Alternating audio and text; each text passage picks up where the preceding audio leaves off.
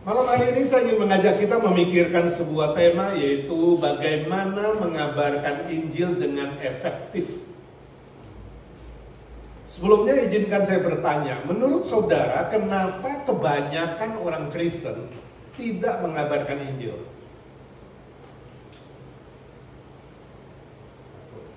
Takut? Ya, mungkin. Khawatir? Takut ditolak? Ya. Apalagi? Hah? Acuh tak acuh, tidak peduli, ya, sebab mungkin kurang memikirkan keselamatan orang lain, ya, atau tidak tahu caranya mungkin, ya, sehingga dia nggak siap untuk bisa mengabarkan Injil, atau tidak ada yang memotivasi dia, yang mendorong dia dalam mengabarkan Injil. Atau ada orang yang juga udah tahu caranya, sudah ikut seminar, sudah belajar, tapi tidak mau melakukannya. Ada juga yang begitu, ya. Mungkin tadi karena takut, karena khawatir, ditolak, atau malas, atau lalai, atau keenakan mungkin, ya, hidupnya terlalu nyaman, banyak alasan, ya. Nah, kalau semua hal itu yang tadi kita sebutkan dikembalikan kepada saudara-saudara, saudara ada pada posisi mana? Saudara seorang yang bermotivasi dalam mengabarkan Injil, yang rindu mengabarkan Injil, membagikan keselamatan, atau saudara salah satu seperti yang disebutkan tadi? Pertanyaan kedua, apa akibatnya kalau orang Kristen tidak mengabarkan Injil? Nah, menurut saudara, apa akibatnya kalau orang-orang Kristen tidak mengabarkan Injil? Hah? Kekristenan tidak berkembang, tidak bertumbuh. Bahkan seharusnya gereja atau orang Kristen yang tidak mengabarkan Injil itu membuat kekristenan bisa mati. Seperti Eropa misalnya disebut dengan post-Christian era sejak abad 18-19. Sebelum abad 20 saja Eropa makin merosot sebab tidak ada yang mengabarkan Injil. Ya, lama-lama gereja jadi mati. Orang Kristen jadi tidak efektif sama sekali, tidak produktif sama sekali. Apalagi akibatnya? Orang Kristen mungkin hidupnya egosentris. Kita masuk ke dalam budaya yang sangat individualistik, hanya memikirkan diri sendiri, ya, dan tidak berani atau tidak mau memikirkan kepentingan orang lain. Egosentris, hanya berkisar pada diri sendiri saja. Apalagi akibatnya? Secara spiritual akan mengalami kekeringan rohani. Ya. Bayangkan kalau pohon yang harusnya berbuah tidak pernah berbuah, ya, pohon yang mandul. Menurut firman Tuhan, pohon yang sedemikian akan ditebang. Atau pengalaman keselamatannya perlu diragukan. Nah, ini mungkin menjadi pertanyaan yang lebih serius. Ya. Sebenarnya sungguh gak orang itu mengalami kasih Kristus, mengalami keselamatan dari Tuhan? Kalau ya, kenapa dia tidak punya hati untuk menceritakan kepada orang lain? Seperti kalau saudara pergi makan enak di restoran, atau mendapat sesuatu yang wah gitu ya, entah dapat bonus, dapat lotre, ya, dapat pekerjaan baru, dapat cucu baru, kita cerita kepada orang lain, iya, kita share kan. Nah, kalau benar keselamatan itu begitu berharga, keselamatan itu begitu bernilai dan sungguh-sungguh dialami oleh si pribadi itu, bukankah ada sebuah, paling tidak ya, percikan api gitu ya dalam hati, dalam pikiran untuk pengen cerita kepada orang lain. Nah, saya harap semua ini, dua pertanyaan ini mulai merangsang pikiran kita dan hati kita untuk memikirkan bagaimana mengabarkan Injil dengan efektif. Nah sebelum saya ke Indonesia itu, saya ingat Agustus 12, nanti saudara bisa lihat di YouTube, saya sudah membahas kenapa kita harus mengabarkan Injil. Nah itu berbicara soal motivasi. Why? Kenapa? Itu bicara soal alasan-alasan yang kuat, yang harusnya mendorong kita mengabarkan Injil. Untuk menyegarkan pikiran kita, saya singgung sedikit. Ada 4 hal di situ, 4 alasan yang memotivasi kita, mendorong kita untuk mengabarkan Injil. Yang pertama, perintah dari Tuhan Yesus. Artinya nggak bisa ditawar, perintah. Yang kedua adalah kehendak Bapa di sorga. Jadi kalau saudara pengen melakukan kehendak Bapa, kabarkan Injil. Yang ketiga adalah permintaan dari orang mati. Jadi orang yang sudah mati bisa punya permintaan. Salah satu permintaan orang mati apa? Kabarkan Injil kepada orang yang masih hidup. Ya. Kalau orang mati saja tahu meminta, masa orang hidup tidak ya? Keempat, kewajiban orang Kristen. Kalau you benar-benar orang Kristen yang asli, pasti ada rasa kewajiban, tanggung jawab untuk bercerita dengan Injil. Nah itu semua adalah fondasi mengabarkan Injil. Basis kita untuk mengabarkan Injil. Dan fondasi ini juga menjadi sebuah motivasi yang drive kita, yang mendorong hati kita untuk mengabarkan Injil. Dan malam ini saya ingin bagikan bagaimana setelah kita belajar mengapa, kita akan belajar bagaimana mengabarkan Injil dengan efektif. Yang pertama, Matius 10 ayat 16. Matius 10, 16. Tuhan Yesus memberikan sebuah cara kepada kita untuk mengabarkan Injil, yaitu cerdik dan tulus. Demikian firman Tuhan, Matius 10 ayat 16. Lihat, kata Tuhan Yesus, aku mengutus kamu seperti domba ke tengah-tengah serigala.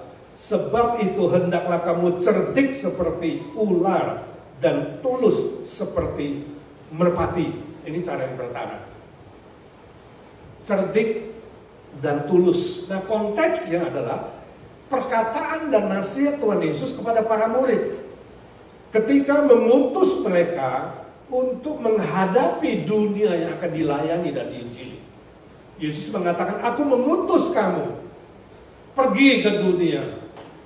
Itu ibarat domba di tengah-tengah serigala. Saudara bisa bayangkan nggak, ini pengutusan yang sangat kejam. Sangat-sangat kejam sebab seekor domba ditaruh di tengah-tengah serigala. Tapi saudara jangan mengerti, bukan seolah-olah Yesus itu kejam. Bukan. Yang kejam itu dunia. Dunia tidak bersahabat. Sebab dunia itu gelap. Sekarang kamu mengerti kenapa orang-orang gelap membenci terang. Jadi jangan heran kalau saudara mengatakan, Pak heran ya, saya sudah jadi orang Kristen, kita berbuat baik, berbuat benar, tapi kita gak disukai ya. Bisa terjadi sebab kamu terang. Di mana ada orang gelap suka terang? Gak ada. Ya. Silo dia, ya katanya silo, kata Pak Indra. Jadi saudara, kalau menghadapi dunia yang sulit, dunia yang tidak bersahabat, dunia yang kejam, dunia yang menolak, dunia yang menghina, yang mengejek, yang meremehkan kamu, pikir ayat ini. Oh ya, ini berarti betul yang Yesus bilang. Saya ibarat domba di tengah-tengah serigala. Sebuah pengutusan yang kejam, tapi bukan berarti sebuah misi yang gagal, bukan. Walaupun kejam, walaupun kelihatan sangat-sangat sulit dan sangat berat, bukan berarti misi ini, utusan ini gagal. Sebab apa? Sebab Yesus memberikan cara yang efektif. Cara yang pasti berhasil. Yaitu apa? Kamu harus cerdik seperti ular dan tulus seperti merpati. Jadi ada kombinasi di situ. Kombinasi yang unik antara cerdik dan tulus. Bagaimana kalau hanya cerdik tapi tidak tulus? Itu jadi licik. Itu sama dengan dunia, sama dengan ular yang licin, yang jahat, yang licik, yang menipu, ya, yang melakukan persis seperti orang-orang dunia. Jangan seperti itu. Bagaimana kalau tulus tapi tidak cerdik? Kamu jadi bodoh, jadi bulan-bulanan, diinjek-injek, dihina, ya, dan kemudian dianggap tidak bernilai. Jangan tulus tok, jangan. Jangan cerdik tok, jangan. Tapi cerdik ditambah dengan tulus. Sebuah kombinasi yang sangat-sangat unik. Sangat-sangat membutuhkan hikmat dari Tuhan plus kekuatan, kejujuran, ketulusan dalam memegang firman Tuhan. Nah, gak gampang sih, saya kasih contoh. Katakanlah ada seorang temanmu yang bukan Kristen, entahkah Muslim, entahkah Buddhis, entahkah Hindu, dia bertanya sama kamu, ya, teman kamu, dia bilang, menurut kamu, ya, orang Muslim itu, atau orang Buddha itu, atau orang Hindu itu, kalau mati masuk surga apa neraka? Sulit. Hah? Sulit ini jawabnya, betul nggak? Kamu bilang masuk neraka, besok datang serombongan bakar kampung kamu, rumah kamu kena hukum penistaan agama, right? Kamu bilang masuk surga, kamu tidak cocok dengan hati nuranimu. Sangat-sangat sulit. Ini sebuah pertanyaan yang bisa membahayakan dalam konteks Indonesia misalnya, kan? Bagaimana kamu bisa menjadi seorang yang cerdik, tapi juga sekaligus tulus dalam menghadapi pertanyaan seperti ini? Nah, di sini butuh hikmat dari Tuhan. Tulusnya apa? Tulusnya itu kamu harus jujur mengatakan bahwa maafkan saya ya, kalau tanya saya soal Islam, soal Buddhis, soal Hindu, saya bukan ahlinya. Sebuah kejujuran mengakui apa? Aku tidak mengerti jelas agamamu. Aku bukan ahli soal agamamu. Artinya aku tidak mau membahas soal agamamu. Aku tidak mau menyinggung agamamu. Ini membuat kamu menghindari perdebatan yang tidak perlu, menghindari tuduhan yang tidak perlu, menghindari pelanggaran hukum yang tidak perlu. Memang kamu gak ahli kok, kan jujur, memang kamu ahli, ya kan? Aku juga gak ahli, walaupun kamu mungkin pernah belajar tentang agama lain. Tapi kita akui saja, kalau soal agamamu, aku bukan ahlinya, jangan tanya saya. Artinya, ya, dengan kata lain, aku tidak mau membicarakannya. Lalu kamu tambahkan cerdiknya, Pak. Tapi kalau kamu punya 5 menit, izinkan saya menceritakan apa yang saya percaya. Maka kamu ceritalah tentang Injil dengan 5 menit itu. Kombinasi antara tulus dan cerdik. Ketulusan membuatmu menghindari perdebatan yang tidak perlu, menghindari perselisihan, menghindari menyinggung perasaan orang lain. Tapi kecerdikan membuatmu kemudian mengembalikan pembicaraan kepada Injil. Sebab ingat, fokus kamu adalah memberitakan Injil. Fokus kamu adalah memberitakan keselamatan di dalam Yesus Kristus. Nah, ini sebuah contoh bagaimana kombinasi antara tulus dan hikmat adalah sebuah cara yang sangat efektif. Sehingga kamu selalu konsentrasi kepada Injil keselamatan yang diberikan oleh Tuhan. Oke, saudara, cara yang kedua adalah menguasai diri dan sabar. Demikian firman Tuhan, 2 Timotius 4 ayat ke-5.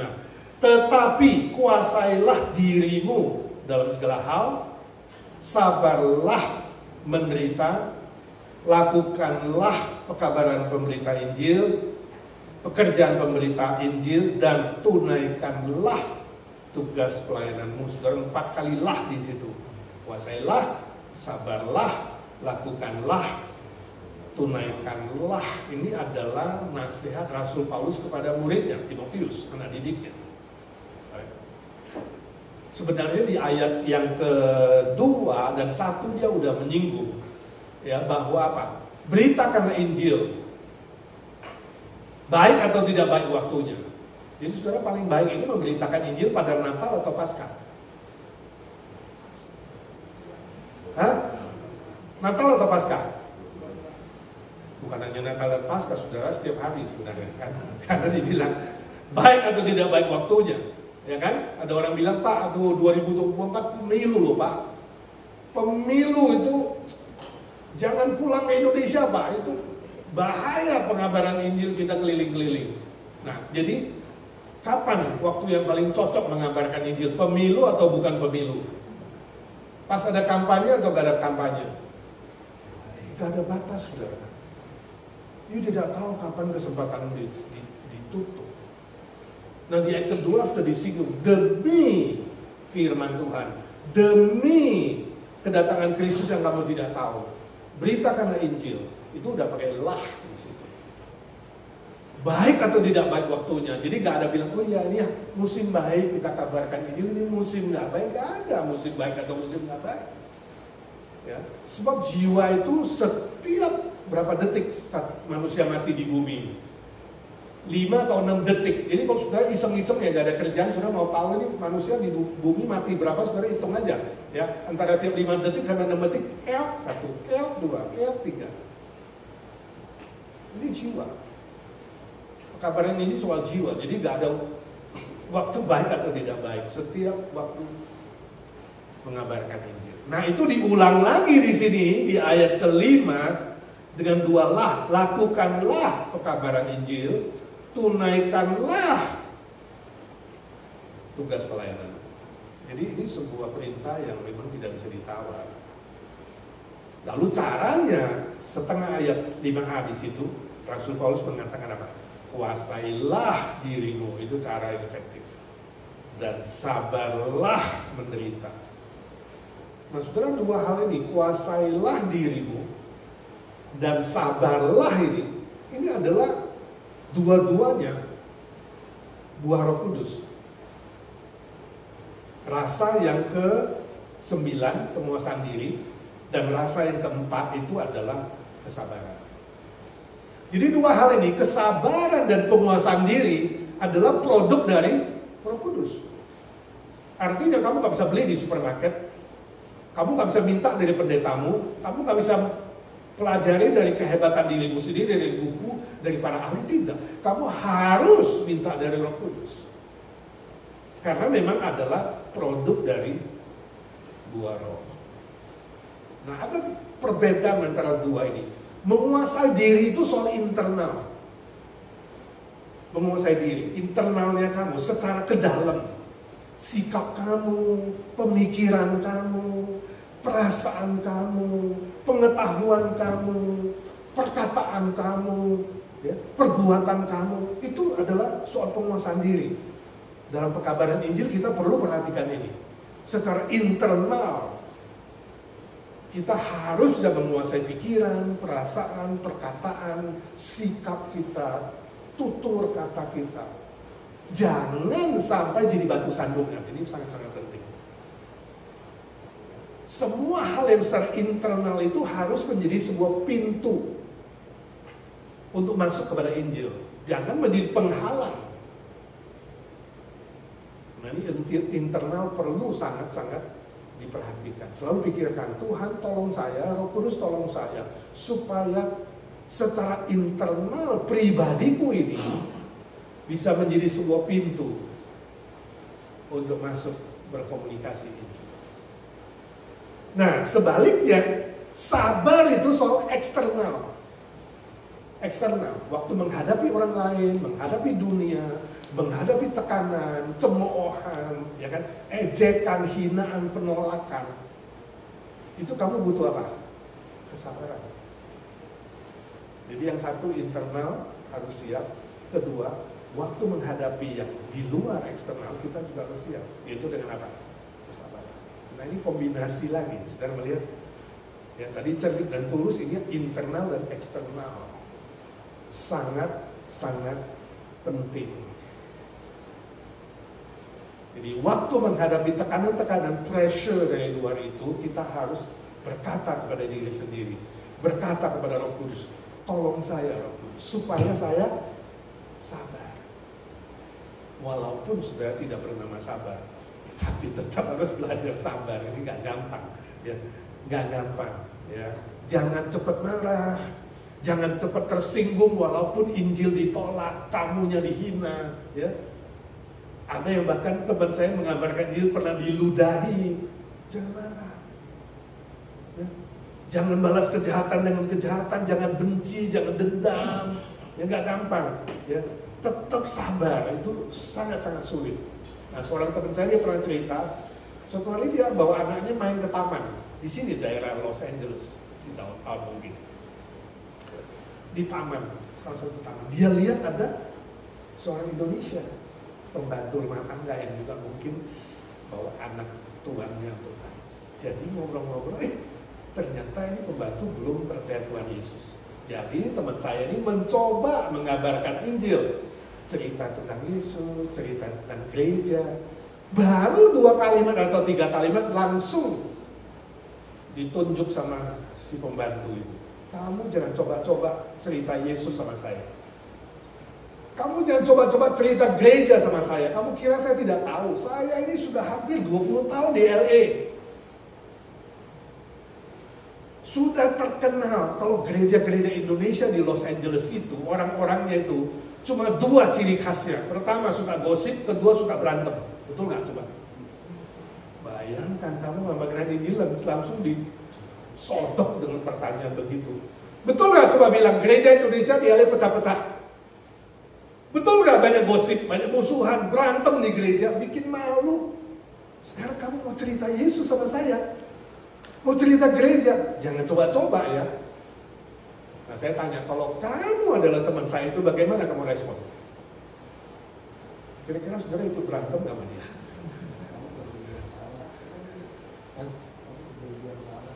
It's not easy, right?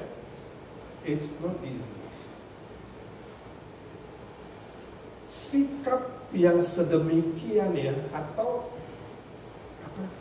tantangan, challenge yang sedemikian ini menantang dua-duanya secara internal dan eksternal, betul gak?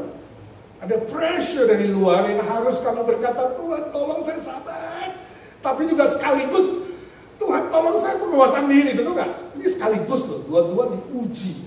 Kamu secara eksternal dan secara internal. Saya tanya teman saya, lalu kamu gimana respon? Dia bilang, saya jadi membisu, gak tahu mau ngomong apa. Ya. Jadi dia mundur, dia tahu, maaf ya, sih hilang. Nah kalau kamu mau gimana? Saya pernah menghadapi hal yang sama di Jakarta, di Kelapa Gading. Suatu hari saya diajak teman saya makan.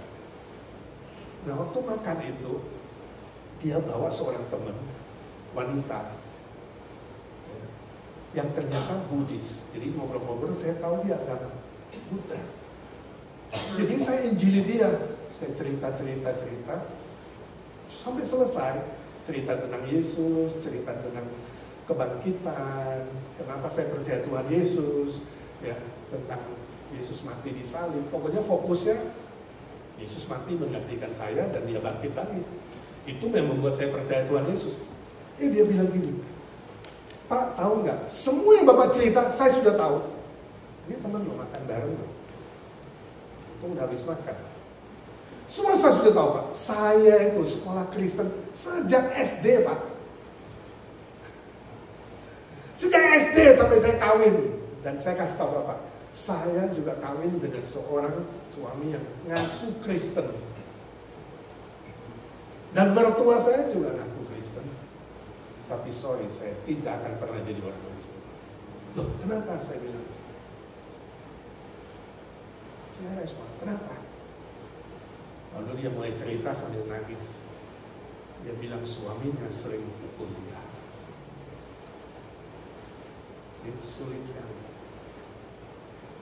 Seorang Buddhis menikah dengan Kristen, tapi suaminya Kristen palsu. Dalam hati, Tuhan tolong, gimana ini jawabnya? Saya sering dianiaya Pak. Mertua saya juga, aduh. Dia mulai nangis keluar dan undang-undang saya biarkan dia nangis, cerita semua kejahatan mertuanya, suaminya, perlakuan yang tidak baik. Padahal dia bilang tiap minggu ke gereja. Itu apa? Ini yang disebut tadi ya, menjadi batu sandungan itu. Dalam hati saya berdoa, Tuhan ini gimana lanjutin ini ya, sulit sekali ini, bagaimana?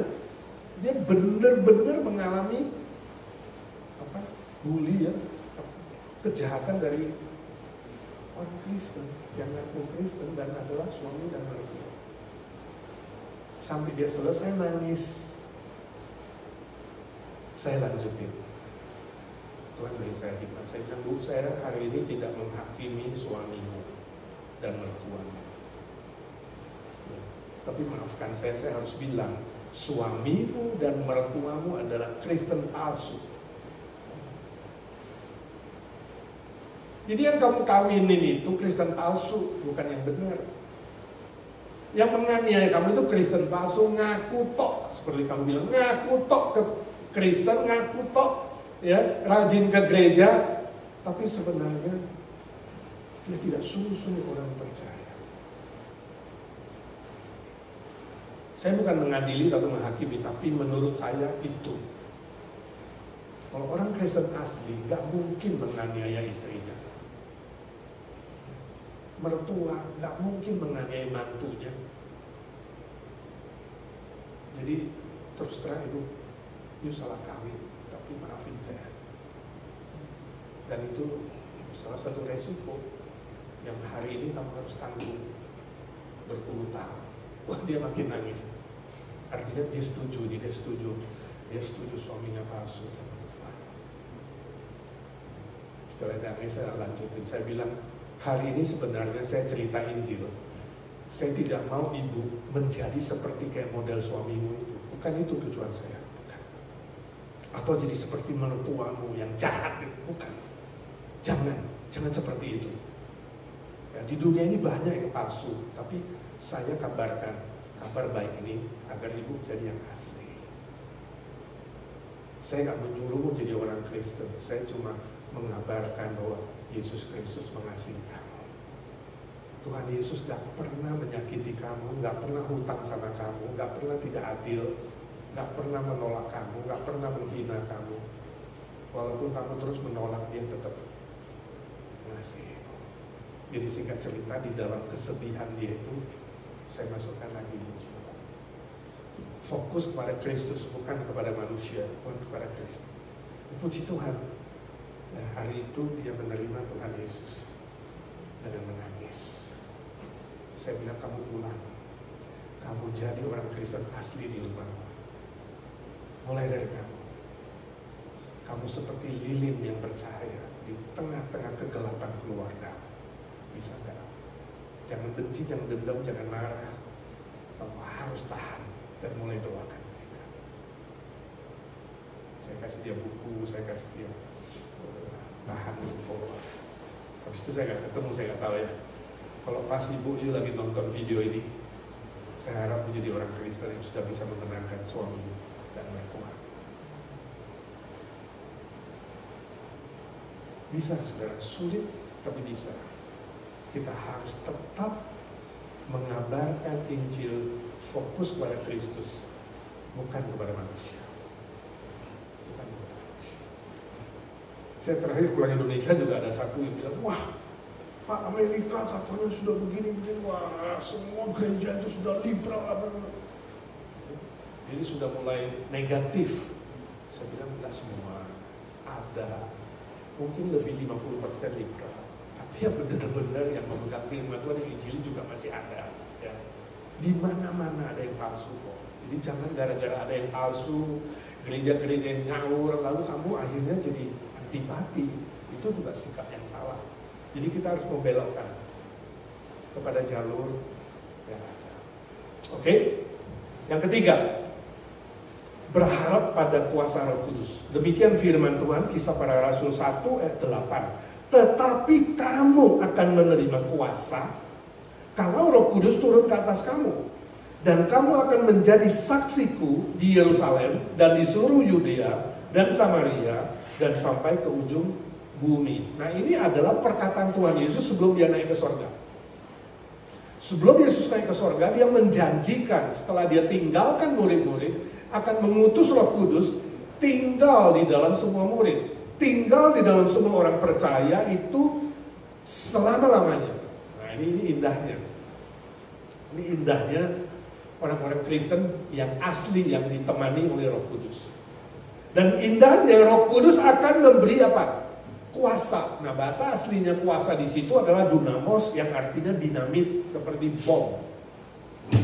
Kalau kamu sungguh-sungguh ada Roh Kudus, ingat, kuasanya seperti bom, artinya kecil, tapi bertenaga kuat. Kecil tapi berdampak besar, itulah Roh Kudus, ya. Dialah yang akan menolong kamu menjadi saksi mulai dari Yerusalem sampai ke ujung bumi. Jadi dimanapun di bumi ini kita bisa mengabarkan Injil. Dimanapun yang dinamanya bumi ini adalah tempat kita mengabarkan Injil. Jadi saudara jangan membatasi lokasi, sebab kehendak Tuhan tidak dibatasi oleh lokasi. Wah, Tuhan, saya mengutus saya harus diuji hanya di sini. Saya khusus ya di daerah sini saja. Enggak, di mana saja Tuhan taruh kamu bisa. Ya. Bukan tergantung lokasi, sebab dikatakan sampai kepada ujung bumi. Roh Kudus yang akan menolong. Jadi tugas kita adalah apa? Memberitakan, itu saja. Tugas Roh Kudus adalah membuat orang itu percaya. Jadi bukan tugasnya kita, ya. Jadi kamu jangan ada sebuah ambisi harus. Nah ini jadi itu yang akhirnya orang-orang mencap ini orang Kristen ini suka kristenisasi gitu ya. Bukan, kita nggak kristenisasi.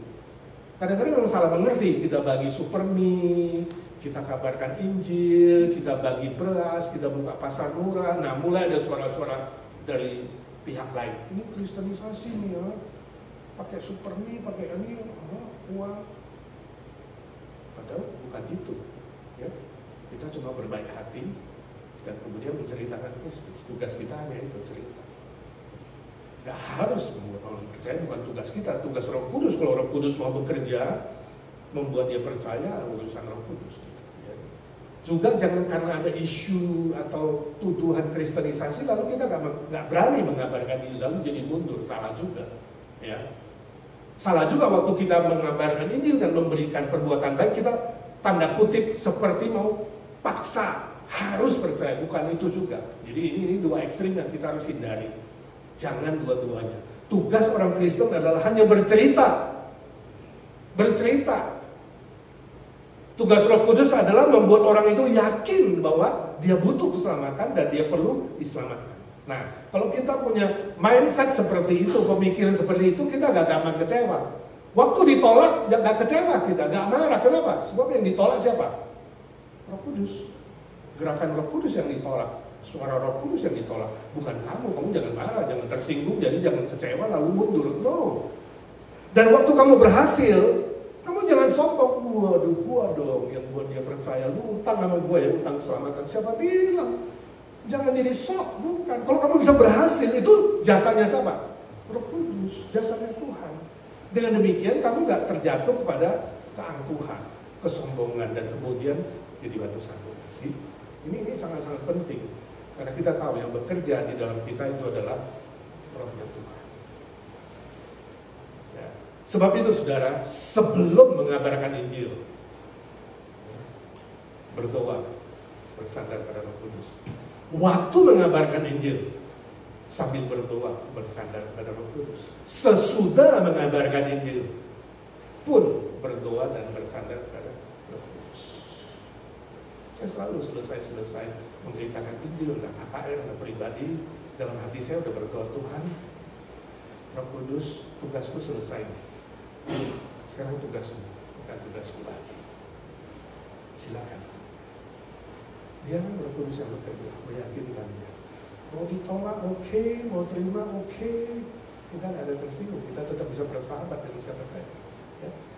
Harus punya sikap seperti itu.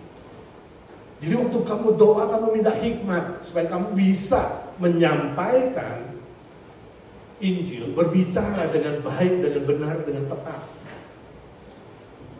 Waktu kamu berdoa dan bersandar Roh Kudus, kamu juga belajar sensitif. Kapan kamu harus bicara, kapan kamu harus berhenti. Ini penting sekali ya. Kapan kamu harus menguasai diri, kapan kamu harus menunggu, kapan harus bersabar, dan lain sebagainya. Itu semua adalah pimpinan Roh Kudus di dalam hati saudara. Jadi aplikasinya saudara, hari ini, mulai hari ini, doakan 1 atau 2 nama. Saya nggak mau saudara belajar kemudian jadi hanya di otak, tapi mulai doakan. Saya yakin di dalam keluargamu, familimu, temanmu, ya pasti ada 1 atau 2 orang yang belum percaya. Mulai doakan dia. Ini namanya sebelum mengabarkan diri, kamu sudah doakan. Ya. Mulai sebutkan nama dia, Tuhan tolonglah. Kalau nanti saya ada kesempatan bicara sama dia, Tuhan lembutkan hatinya. Siapkan dulu hatinya seperti ladang yang subur. Doakan dia dulu. 1, 2 nama. Kemudian cari kesempatan untuk cerita. Kalau udah cerita sampai selesai, sudah serahkan lagi kepada Roh Kudus. Ya, Roh Kudus, saya sudah selesai cerita nih, ya, tentang salib Tuhan yang mengampuni, tentang kebangkitan Tuhan Yesus yang menjamin hidup kekal. Tugas sudah selesai. Ya, mulai cerita, lalu doakan. Pak, kelihatannya saya belum nangkep nih maksudnya Bapak mau cerita apa? Saudara, pekabaran Injil yang paling gampang caranya adalah cerita tentang pengalaman keselamatan kamu. Seperti kalau kamu makan enak di restoran, kan kamu pengalaman, betul nggak? Kamu makan durian yang enak, kamu kan udah mengalami, kamu cerita dong. Oh, durian harusnya begitu, yang kering, ya, yang tebel, yang manis ada pahit dikit, ya kan? Nah, jualannya di sini tempatnya, namanya Musang King, sebelahnya Musang Queen, kamu cerita dong. Karena kamu mengalami. Sama, Injil begitu, kamu mengalami kan? Bagaimana dulu. Jadi kalau mau cerita tentang Injil, pengalaman dulu sebelum percaya saya begini nih, ya. Saya tidak damai, saya takut mati, saya nggak tahu kalau mati saya gimana, ya kan? Saya mengalami A, mengalami B, lalu setelah saya mengenal Tuhan Yesus yang mengampuni saya, nah lain. Ada perubahan kan? Saya ada jaminan hidup kekal. Jadi sebelum dan sesudah kamu percaya, kamu cerita. It's very simple. Ya, sangat simple. Tapi hati-hati dalam bercerita itu, kamu harus bisa membedakan berkat yang universal dan berkat yang pribadi. Ini harus dibedain. Jangan sampai kamu cerita Injil murahan. Ya, Injil murahan itu kamu ceritakan sesuatu yang relatif lebih menonjol dari sesuatu yang mutlak. Nah, contoh, punya seorang teman di Jakarta, dia cerita suatu hari. Dia bilang, Pak, saya sedih sekali loh. Kenapa kamu sedih? Itu loh teman saya yang pertama kali saya ajak ke gereja, sangat sulit, padahal saya udah doain, saya ajak dia ke gereja, yakinkan dia bahwa Tuhan Yesus itu baik, ya kan?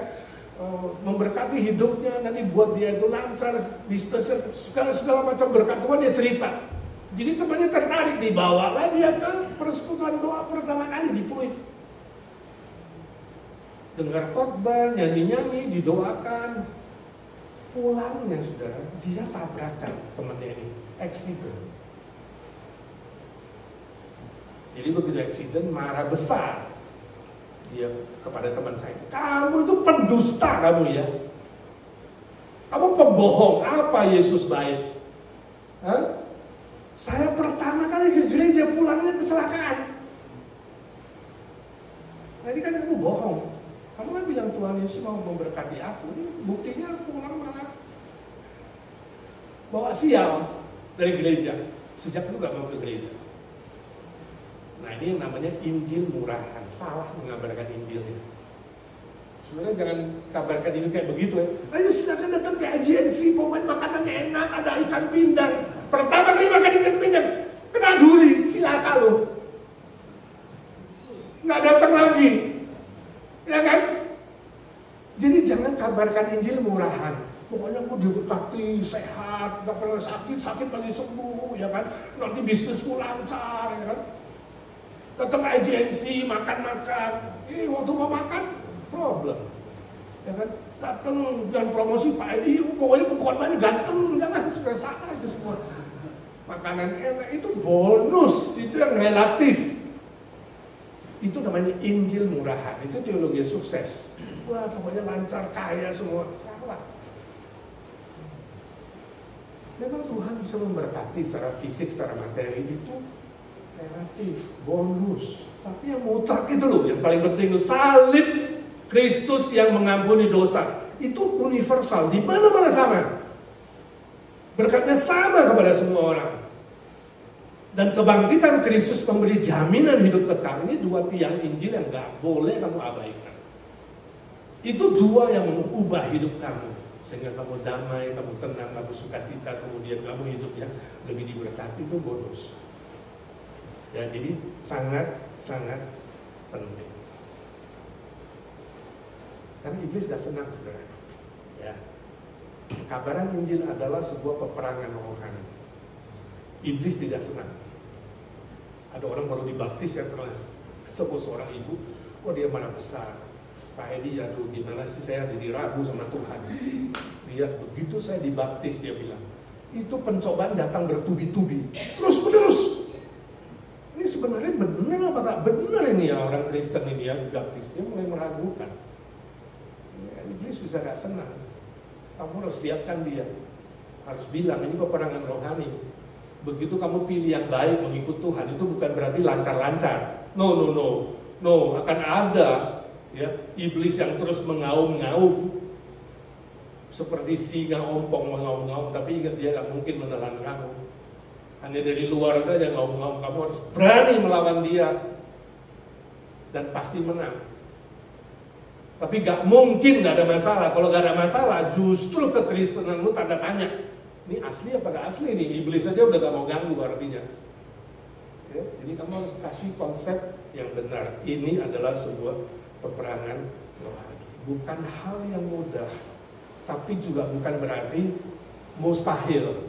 Ya, pasti akan menang. Kamu lihat aja abad pertama, pekabaran Injil dimulai dari berapa orang? Waktu Yesus naik ke surga, dia pesan kepada murid-murid. Dia bilang apa? Kabarkan Injil kepada segala makhluk. Jadikan semua bangsa muridku. Yesus kasih apa kepada murid-murid? Mereka dikasih modal uang nggak? Nggak ada. Kasih fasilitas nggak? Nggak ada. Kasih backing nggak? Nggak ada. Nggak ada pangkat, nggak ada jabatan, nggak ada orang-orang kuat yang backup mereka, nggak ada. Yesus cuma kasih apa? Aku menyertai kamu sampai kesudahan jalan. Itu doang modalnya murid-murid pertama, abad pertama. Aku menyertaimu. Penyertaan Tuhan itu adalah kekuatan terbesar.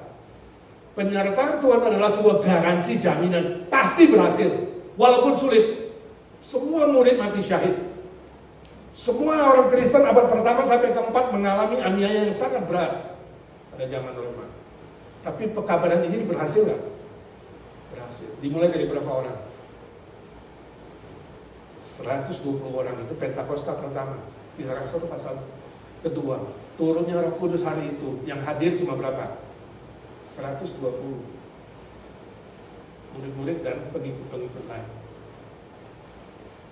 Lalu berkembang. Khotbah pertama Petrus 3.000 bertobat. Khotbah kedua 5.000. Bayangkan, hanya dalam berapa minggu 8.000 apa? Terus berkembang. Sampai hari ini berapa miliar? 2,4 miliar. Kalau sepertiga orang percaya di bumi ini, 2/3 yang percaya. Orang yang percaya mungkin sebagian palsu, 2,4 miliar dari 120 orang. Saya tanya, pekabaran Injil di zaman itu dan zaman sekarang lebih sulit mana? Hah? Lebih gampang sekarang atau lebih gampang sana? Gampang sekarang harusnya kan, betul nggak? Sebab sekarang yang percaya lawan nggak percaya 1 banding berapa? 1 banding 2. Artinya kalau semua orang Kristen yang sepertiga bumi itu bisa memenangkan 2 jiwa, seluruh dunia mendengar Injil. 1 banding 2. Zaman itu 1 banding berapa? 120 dibanding berapa zaman itu? Nggak ada populasi tercatat, katakanlah 100.000 aja, sebenarnya saya hitung. Kalau 100.000 aja, banding 120 banding 100.000 saja, 1 banding 830 orang. Berarti, 1 orang Kristen harus mengabarkan kepada 830 orang, baru bisa semua mendengar Injil. Lebih sulit zaman itu. Lebih gampang masa kini. Tapi lebih giat mana coba? Ini menjadi pertanyaan besar. Mau nggak saudara, dimulai dari kita. Saudara yang mendengar seminar ini, ceramah ini, pengajaran ini, saudara yang mendengar di YouTube, mau nggak mulai dari saudara? Kita bertekad 1 tahun, bawa 1.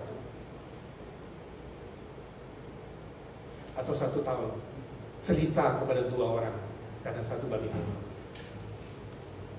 Amin. Berani ngambil tekad Tuhan, jangan cabut nyawaku sebelum aku beritakan Injil kepada 2 orang. Itu tugasnya, 1 banding 2 zaman ini. 1 banding 2. Cerita kepada 2 orang tentang Kristus sebelum kamu menghembuskan nafasmu yang terakhir. Itu tugasmu. Soal percaya nggak percaya, soal kudus. Setuju? Amin. Pucuk takut. Mari kita lihat saudara, ya, menceritakan Injil Kristus. Tugas kita hanya bercerita. Jangan jadi orang Kristen yang mandul. Mari kita berbuah untuk kerajaan Allah. Mari kita berdoa. Ya Tuhan, suara hamba-Mu sudah berhenti. Biarlah suara Roh Kudus terus bekerja di hati, di pikiran kami, di telinga kami. Tuhan, beri kami panjang umur, beri kami kesehatan, beri kami kemampuan, keberanian untuk bercerita tentang Injil keselamatan, tentang Yesus Kristus yang mengasihi setiap pribadi di dunia ini, tentang salib Kristus yang mengampuni dosa dan melepaskan kami dari hukuman yang kekal, tentang kebangkitan Kristus yang menjamin, menggaransi hidup kekal. Ya Tuhan, beri kami kemampuan itu. Terima kasih Roh Kudus, Engkau yang diam di dalam kami, memberikan kemampuan seperti dinamit yang boleh membangkitkan pengaruh yang besar. Pakai kami Tuhan, setiap kami menjadi orang Kristen yang berbuah, bukan orang Kristen yang mandul. Ampuni kami kalau selama ini kami banyak mendengar sedikit berbuat, tapi mulai hari ini ya Tuhan, jadikanlah kami pelaku-pelaku firman, bukan hanya pendengar-pendengar saja. Berdoa bersyukur dalam satu nama Tuhan Yesus Kristus, Juru Selamat dan Penebus kami yang hidup selama-lamanya. Amin.